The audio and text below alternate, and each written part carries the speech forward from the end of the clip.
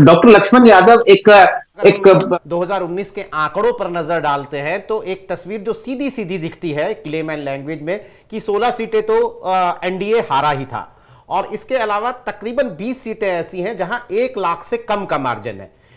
तो जो पूरा विपक्ष है वो भी सबसे ज्यादा उन सीटों पर अपनी नजरें गड़ा रहा है जहां देश भर में 1 लाख से कम के मार्जिन से बीजेपी जीती थी। वो आसान सीटें लगती हैं विपक्ष को। तो अगर हम यूपी में अगर वो उन पर नजर मारे तो वो 20 सीटें तकरीबन ऐसी हैं जहां 1 लाख से कम पर बीजेपी जीती थी। 16 सीटें जो हैं वो हारी थी। तो 36 सीटें तकरीबन ऐसी हो जाती हैं कि विपक्ष अगर एक हो जाए तो बीजेपी के लिए बड़ी चुनौती पेश कर सकता है।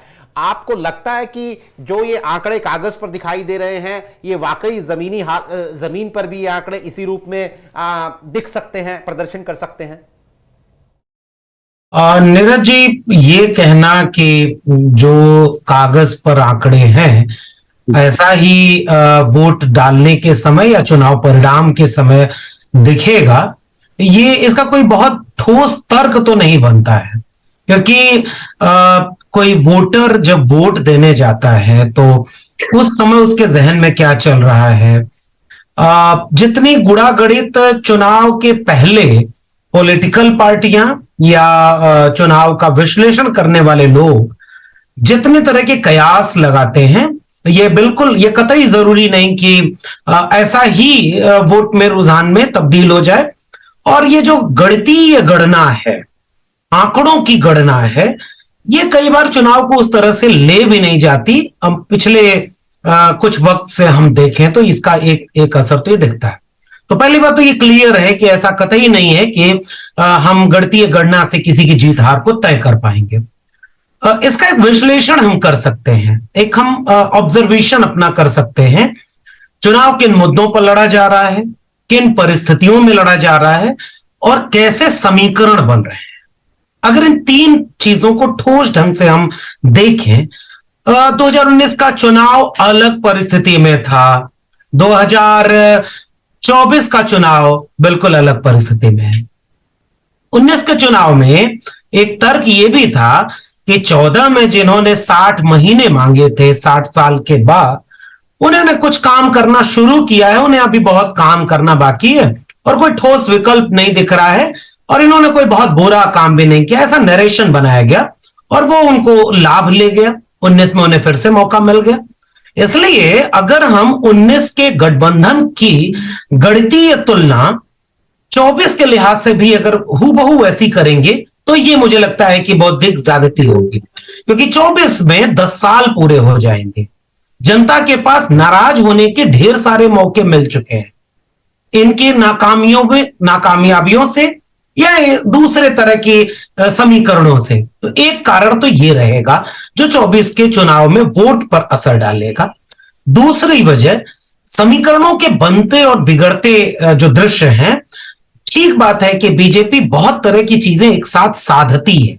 वो जाति को भी साधती है, धर्म को भी साधती है, राष्ट्र को भी साध लेती है। ऐसा लगता है कि देश का सबसे उचित प्रतिनिधित्व तो भारतीय जनता पार्टी करती है। इसलिए जब विपक्षी एकजुटता की बात करने वाले लोग सामने आ रहे हैं, तो आप चाहे पीडीए की बात देखें, चाहे अखिलेश यादव जी की परिभाषा देखें, या उस महागठबंधन की बैठक में पीडीए का जो नया नरेशन रखा कि हम राष्ट्रवादी लोकतांत्रिक गठबंधन होंगे, इसका मतलब ये कि विपक्षी खेमा भी ये कोशिश करता नजर आ रहा है कि जिन मुद्दों को बीजेपी अपना मुद्दा मान करके एक मुश्त विमर्श खड़ा कर देती थी कि भाई राष्ट्र की बात हो, धर्म की बात हो, जाति की बात हो, जहां जहां कोई नहीं बात करने वाला वो हम कर रहे हैं, मुझे लगता है 24 में यह भी नहीं इस तरह से काम करेगा। तो ये अगर 2-3 चीजें हम जोड़ लें, और आखिरी बात कि कांग्रेस के साथ अलायंस होता है समाजवादी पार्टी का, या कोई अगर थोड़ी सी भी गुंजाइश इस बात की बचे कि बसपा भी साथ आए, तो यह भी गणितीय नहीं होगा। और आपने नीरज जी अपने सवाल में पिछली बातचीत में भी अभी जिक्र किया कि तकरीबन 35-36 सीटें हैं जो कुछ हारी हुई हैं बीजेपी की और कुछ बहुत कम अंतर से जीती गई हैं।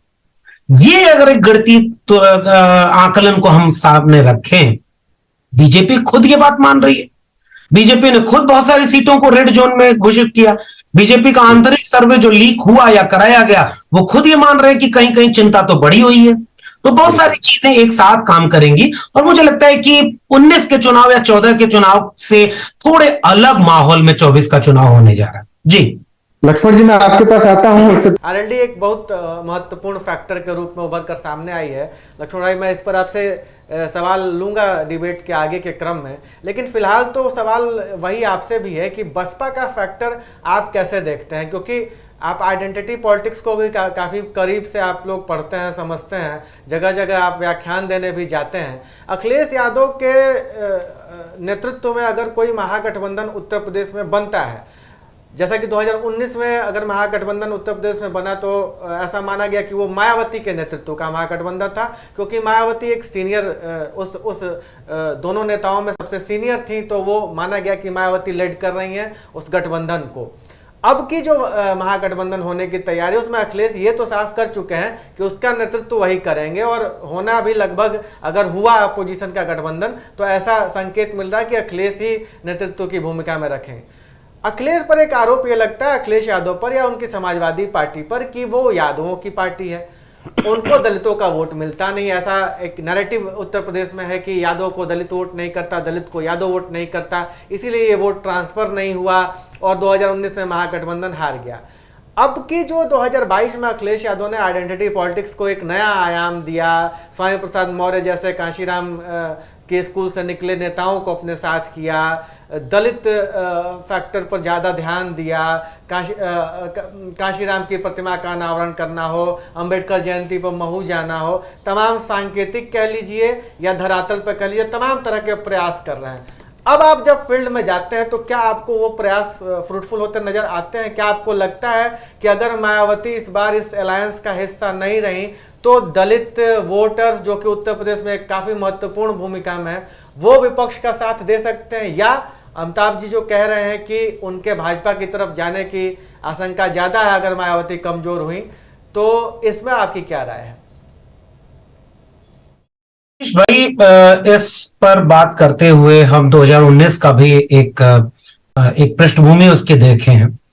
आपने जो कि मेरे परिचय के साथ ये बात जोड़ी है कि मैं इस एक तरह से जो वैचारिक लड़ाई है वंचित शोषित जमात के, इसके लिए भी लोग समाज में बुलाते रहते हैं, हम जाते रहते हैं, तो हम भी बहुत कुछ देखते हैं। पहली चीज हमने ये देखी 19 के चुनाव में भी कि ये जो गठबंधन हुआ था 19 का, ये 1993 के सपा बसपा गठबंधन से थोड़ा मुख्तलिफ था। 1993 में मानवर कांशीराम और नेताजी मुलायम सिंह यादव जी, इन दोनों ने बाबरी मस्जिद विध्वंस के बाद पार्टी यानी नेताओं ने गठबंधन किया और उसका उनको एक अप्रत्याशित लाभ मिला, वो नीचे तक पहुंच गया। भले वो न चला हो, लेकिन 2019 में जो गठबंधन हुआ, अभी भी समाज में यह मान्यता है कि वह गठबंधन पहले समाज के स्तर पर, जनता के स्तर पर हुआ और नीचे के स्तर पर एक मेलजोल देखा। और ऐसा कहते हुए मैं ये बात स्पष्ट भी कर दूं कि जब हम मेलजोल कहते हैं, गठबंधन कहते हैं, तो ये 100% में ये बात नहीं होती, ये अधिकांशतः होती है। यानी दोनों समाज का, पिछड़े और दलित समाज के बीच एक बड़े तबके में एक निकटता आई थी और वो एक सोशल मूवमेंट के जरिए आई थी। वो चीज 2019 में देखी और नेताओं पर उसका दबाव पड़ा कि भाई आप लोग मिलके लड़ो वरना आप दोनों हारोगे। ये अलग बात है और कई वजहें हैं इसके पीछे कि आप मिलकर लड़े फिर भी हार गए। आप याद करें कि जब ये गठबंधन टूटा तो बसपा प्रमुख की तरफ से कई सारे बयान आए, सपा प्रमुख की खामोशी रही। और 2022 के चुनाव के आसपास आपने गौर किया होगा कि सपा प्रमुख अखिलेश यादव मायावती जी पर या बहुजन समाज पार्टी की राजनीति पर सवाल खड़े करना शुरू करते हैं। एक तो ये बात, तो वो जो वोट ट्रांसफर नहीं हुआ या वो कामयाबी नहीं हुई उस गठबंधन की, उसके पीछे कई वजह हैं। अब कई लोग उसका विश्लेषण ये भी करते हैं कि वो बहुत देर हो गई, उसकी रणनीति भी ढंग से नहीं बढ़ी, सीटों का बंटवारा, और अंत में एक वोट ट्रांसफर होने की बात।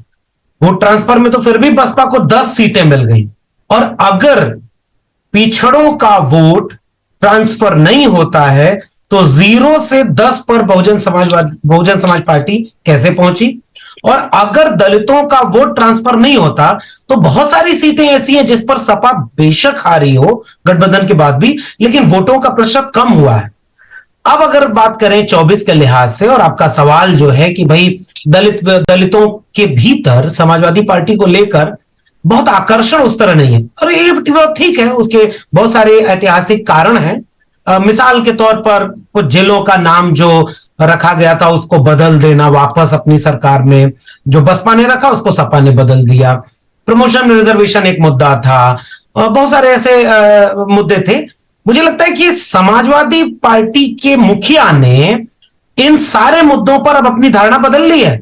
अगर आज आप इंटरव्यू करें सपा प्रमुख का तो वो बाकायदा ये बात कह रहे हैं कि जाति जनगणना होनी चाहिए, और वो सामाजिक न्याय की बात कर रहे हैं, यानी जो गलती पीछे हुई थी उसको सुधारने की बात कर रहे हैं। तो इससे मुझे लगता है कि ऐसा कहना कि जाटो वोट छोड़ करके बाकी सारे वोट बसपा की तरफ शिफ्ट हो जाएंगे, मुझे लगता है ये सरलीकरण होगा। बहुत सारा वोट 22 के चुनाव में दलित समाज का वोट समाजवादी पार्टी को मिला है। खासकर एक और फैक्टर अगर हम जोड़ दें इस गठबंधन में 24 के लिहाज से अमीश भाई, जो चंद्रशेखर आजाद का, और ठीक कहा नीरज भाई ने शुरुआत में ही इस बातचीत के वो किया है, हम भी इस घटना की कड़ी निंदा करते हैं। और उत्तर प्रदेश के हुक्मरानों को यह बात देखनी चाहिए कि अगर एक बड़ा नेता, बड़े कद का व्यक्ति अगर उत्तर प्रदेश में सुरक्षित नहीं है और उस पर हमला हो रहा है तो ये एक गंभीर प्रश्न चिन्ह है, हम इसकी कड़ी निंदा करते हैं। चंद्रशेखर आजाद अगर इस गठबंधन में शामिल हों तो मुझे लगता है कि उसी बसपा के वोटरों में एक खेमा ऐसा बन रहा है जो आजाद समाज पार्टी और चंद्रशेखर आजाद को पसंद करता है। और कुछ कई जातियों को जोड़ करके, कई दलों को जोड़ करके अगर कांग्रेस, सपा ये सब अलायंस करते हैं तो ऐसा कतई नहीं होगा कि दलितों के वोट का बड़ा प्रतिशत बीजेपी की तरफ जाए, क्योंकि उन्हें भी बहुत कुछ सजा मिली है, बहुत कुछ अन्याय मिला है, हाथरस से लेकर के, आरक्षण से लेकर के, निजीकरण, संविधान को बदल के आप बार बार हिंदू राष्ट्र बनाने की बात करते हैं। तो दलित समाज में भी इतनी चेतना तो फैल गई है कि भाई हिंदू राष्ट्र उनके पक्ष में नहीं, ये बात वो मानते हैं। भले ही उसमें से बहुत बड़ी आबादी अभी भी हिंदू बनी रहती है, लेकिन इससे समझौता नहीं करेंगे कि आप उनके संविधान को छेड़ेंगे या उनके बहुजन नायकों को छोड़ेंगे। तो ये मुझे लगता है कई कारण हैं अमीश भाई, जिससे वोट में बदलाव दिखेगा। सपा प्रमुख बार बार लोहिया और समाजवाद के साथ अंबेडकर की बात करने लगे हैं, बाबा साहब वाहिनी बनाए, तो मुझे लगता है उनका भी ध्यान इस बात पर है कि अति पिछड़े समाज और दलित समाज के बीच से वो कितना वोट अपनी तरफ ट्रांसफर करा पाते हैं। तो मुझे लगता है कि ये एक बहुत कुछ बदलाव आपको देखने को मिल सकता है 24 के चुनाव में। जी तो यादव, आपने कहा कि 10 साल की एंटी इनकम्बेंसी है, इसलिए चीज़ों को अलग नज़रिए से लोग देखेंगे, या फिर पूरा विपक्ष की करीब 1.5 दर्जन पार्टियां एक साथ आई हैं तो लग रहा है कि बीजेपी को 400 सीटों पर सीधा एक ही कैंडिडेट बीजेपी के खिलाफ होगा तो तकड़ी चुनौती मिलेगी। लेकिन अभी बीजेपी के पाले से भी तो चीज़ें आनी है ना। सितंबर महीने में G20 का सम्मेलन होना है। कहा जा रहा है कि जिस तरह से बीजेपी और नरेंद्र मोदी मार्केटिंग के मास्टर माने जाते हैं, वहां पर भारत को विश्व गुरु के रूप में पेश किया जाएगा। अगले साल जनवरी में राम मंदिर सामने आएगा।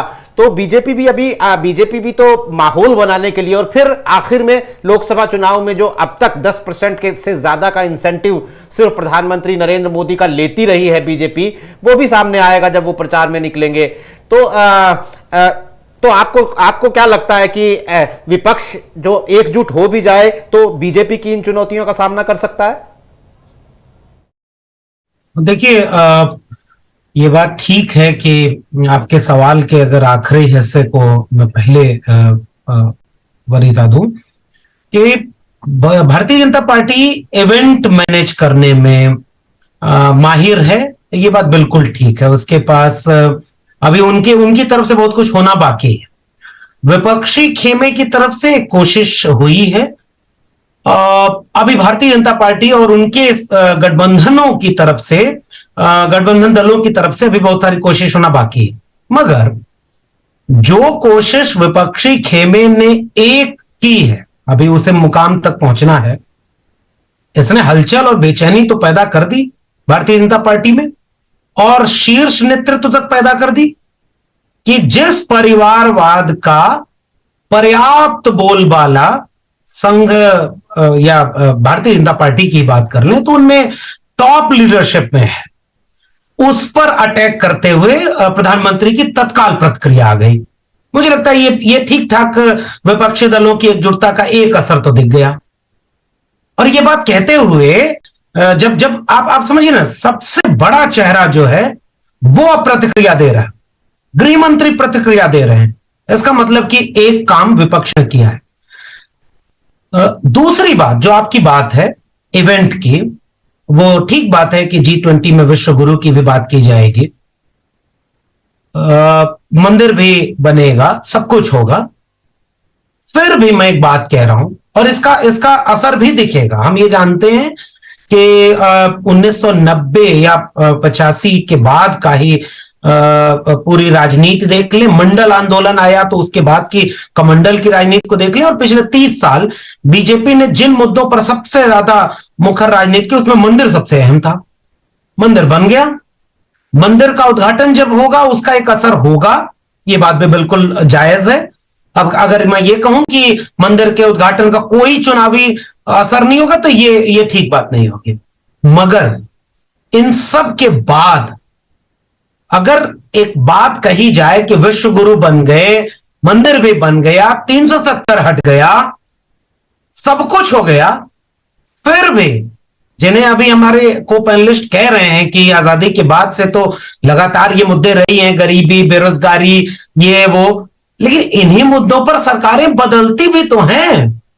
जनता पार्टी इमरजेंसी के बाद इन्हीं मुद्दों पर, वो गरीबी कांग्रेस भी हटा रही थी, गरीबी ये भी हटा रहे थे, बेरोजगारी में प्याज के लिए सरकार तब भी गिर रही थी, महंगाई की बात तब भी हो रही थी, रुपए के गिरने और प्रधानमंत्री के कद के गिरने की बात गुजरात के मुख्यमंत्री रहते हुए मोदी जी ने भी की। सरकार बदली ना, यानी मुद्दे वही रहे, इसमें कोई गुरेज नहीं है, लेकिन उन्हीं मुद्दों पर अगर कोई ठोस रणनीति के साथ काम हो जाए तो वो सरकार गिराने और बदलने में पर्याप्त रहता है। दूसरी बात, चेहरा कौन होगा? मुझे लगता है कि यह तो भारतीय जनता पार्टी का नैरेटिव है। चेहरा जो विपक्ष के लोग हैं, ये 2013 के बाद हुआ। अटल बिहारी वाजपेयी से बेहतर चेहरा नरेंद्र मोदी नहीं थे जब वो चेहरा घोषित हुए थे, तब वो प्रधानमंत्री बन गए, भले उसके बाद वो बहुत पॉपुलर हो गए हों उनकी परिभाषा में, लेकिन अटल बिहारी वाजपेयी एक बड़े कद के लीडर थे। उस जमाने में शाइनिंग इंडिया था, सब कुछ था, लेकिन वो ध्वस्त हुआ। चेहरा कांग्रेस के पास उस समय सोनिया गांधी थी, लेकिन 2009 में तो कांग्रेस का चेहरा तो मनमोहन सिंह थे, कि कौन होगा, कि राहुल गांधी होगा, ये भी तय नहीं था। चुनाव हुए, 13 के बाद 14 वाले चुनाव से चेहरे अहम हो गए, और बार बार चेहरे पर इसलिए जोर दिया जाता है, जैसे बार बार परिवारवाद पर इसलिए जोर दिया जाता है कि परिवारवाद को इतना बड़ा इशू बना दो कि आपको अपने बेटे के लिए वोट देना तो हमें वोट देना। भाई हमें जब वोट दोगे तो हमारे यहां बापों के बेटे नहीं है, ये बात नहीं जा रही। मुझे लगता है कि ऐसा नहीं होता कि भारतीय जनता पार्टी जो जनता को समझाएगी, जनता केवल उतना ही समझेगी। मुझे लगता है कि ऐसा करके हम शायद जनता के विवेक का पूरा मूल्यांकन नहीं कर रहे हैं। जनता को महंगाई, बेरोजगारी, अशिक्षा, ये सब मुद्दे असर करते हैं। हाँ, मैं ये जरूर मानता हूं कि ये इतने असर करते हैं कि नहीं कि सरकार बदल दे, अभी इसका इम्तिहान होना है। तो ये इम्तिहान होगा, और चेहरा जनता इन लोगों के बीच से भी तय कर सकती है। जैसे एक छोटी सी बात नीरज भैया आपके सवाल में मैं जोड़ूं, कांग्रेस पार्टी ने एक रणनीति के तहत राहुल गांधी को चेहरा बनाने से एक कदम पीछे किया कि नहीं। अब वो उस तरह से नहीं कहती कि राहुल गांधी चेहरा होंगे, अध्यक्ष कोई और है, अध्यक्ष दलित है। कल्पना करिए कि कल को कांग्रेस पार्टी घोषणा कर दे कि हम पहली बार एक दलित को प्रधानमंत्री बनाएंगे। मैं एक बस कयास लगाने की बात कर रहा हूं। नीतीश कुमार चेहरा हो जाए, कोई और चेहरा हो जाए, तो बहुत सारे विकल्प हैं। मुझे लगता है कि बीजेपी अपने विमर्श खड़े करेगी, परिवारवाद का विमर्श होगा, विपक्ष का चेहरा कौन ये विमर्श होगा, महागठबंधन है ये विमर्श होगा। इनके पास कोई ठोस विकल्प नहीं है, इनका अतीत बहुत खराब है। अरे भाई, गुजरात से खराब अतीत किसका होगा, फिर भी प्रधानमंत्री लोग बनवाते हैं। तो अतीत इतना भी हावी नहीं होता है कि वो आपको सरकार न बदलने दे। मुझे लगता है कि इन सब मुद्दों के बीच से कोई रास्ता निकलेगा। इन सब चीजों का थोड़ा थोड़ा कुछ मिलता हुआ 24 के चुनाव को थोड़ा बदलाव तो ले आएगा। और एंटी इनकम्बेंसी वाली बात पर मैं अभी भी कायम हूं कि बहुत सारी नाराजगियां इन्होंने पैदा की हैं, अब वो नाराजगी इन्हें बदलने तक कामयाब हो पाती है कि नहीं, ये देखना होगा। जी लक्ष्मण भाई, मैं आपके पास आता हूँ। बड़ा हम लोग की तरफ एक नारा चलता है कि जिस ओर जवानी चलती है उस ओर जमाना चलता है। तो अब की जो जवानी वाला हिस्सा अगर देखेंगे तो जो विपक्ष उत्तर प्रदेश में गठबंधन बना रहा है, चंद्रशेखर आजाद के संदर्भ में ये सवाल पूछा क्योंकि आज चंद्रशेखर आजाद पर जो एक हमला हुआ है, दुखद जो खबर थी, हालांकि उसमें जो एक राहत वाली बात यही है कि उनको चोट ज़्यादा नहीं आई है और वो सुरक्षित हैं। तो चंद्रशेखर आजाद एक युवा नेतृत्व हैं जो पश्चिमी यूपी से दलित वोटों को खासकर प्रभावित करते नजर आ रहे हैं। हालांकि उनकी उपस्थिति तो पूर्वांचल के भी जिलों में मैं देखता हूँ, पाता हूँ, वहाँ से रिपोर्ट्स आती हैं कि कोई ऐसा मामला उठता है तो भीम आर्मी वहाँ प्रोटेस्ट कर रही होती है। राजस्थान में कोई मामला उठता है तो भीम आर्मी वहाँ प्रोटेस्ट कर रही होती है। मध्य प्रदेश में कोई दलित एट्रोसिटी का मामला आता है तो भीम आर्मी वहाँ भी प्रोटेस्ट कर रही होती है। यानी चंद्रशेखर आजाद एक ऐसा चेहरा उभर कर सामने आए हैं कि जब भी दलित या दलितों से जुड़े मुद्दों का जिक्र अभी वर्तमान में किया जा रहा है तो उसमें चंद्रशेखर आजाद का भी जिक्र हो रहा है। आपको यह फैक्टर कितना महत्वपूर्ण लगता है कि चंद्रशेखर आजाद, आरएलडी और अखिलेश यादव, जयंत चौधरी, अखिलेश यादव, चंद्रशेखर आजाद की ये जो तिकड़ी है वो इस बार 2024 में कैसा करेगी अगर ये तिकड़ी एक साथ बनी रही? क्या चंद्रशेखर आजाद की राजनीति में वो ताकत है? जैसा कि खतौली उपचुनाव को लेकर हम लोग लगातार खतौली के मॉडल की बात करते हैं कि वहां पर कम से कम ये दिखाई दिया कि दलित वोट चंद्रशेखर आजाद के इन्फ्लुएंस से इस समाजवादी पार्टी गठबंधन को मिले। तो क्या चंद्रशेखर आजाद के अंदर की सियासत में वो ताकत है जो एक समय में बहुजन समाज पार्टी की सियासत में, मायावती की सियासत में नजर आ रही थी? और क्या ये ताकत 2024 तक इतनी प्रभावी हो सकती है कि दलित वोट महागठबंधन के पाले में ट्रांसफर कराए, खास करके जाटो वोट जो पश्चिमी यूपी में एक महत्वपूर्ण भूमिका रखते हैं और मायावती से छिटकते हुए भी नजर आ रहे हैं या छिटकने का खतरा है, वो उनको महागठबंधन के फेवर में ला सके? क्या आपको इतना पोटेंशियल नजर आ रहा है चंद्रशेखर आजाद में? देखिए अमीश भाई, आपने बड़ा ठीक कहा। वो जवानी वाली बात को लेकर के कहा भी जाता है कि ये दिनकर की पंक्ति है, जिस ओर जवानी चलती है उस ओर जमाना चलता है। और बहुत सारी चीजें हैं कि 2017 के चुनाव में दो लड़कों की जोड़ी करके चला था जब राहुल गांधी और अखिलेश यादव का अलायंस हुआ था। अभी भी मतलब एक जवान, एक तो पता नहीं युवा होने की, युवा नेता होने की उम्र क्या होती है, अभी इसको लेकर के विद्वानों में मतभेद है क्योंकि बहुत बुजुर्ग लोग भी युवा माने जाते हैं।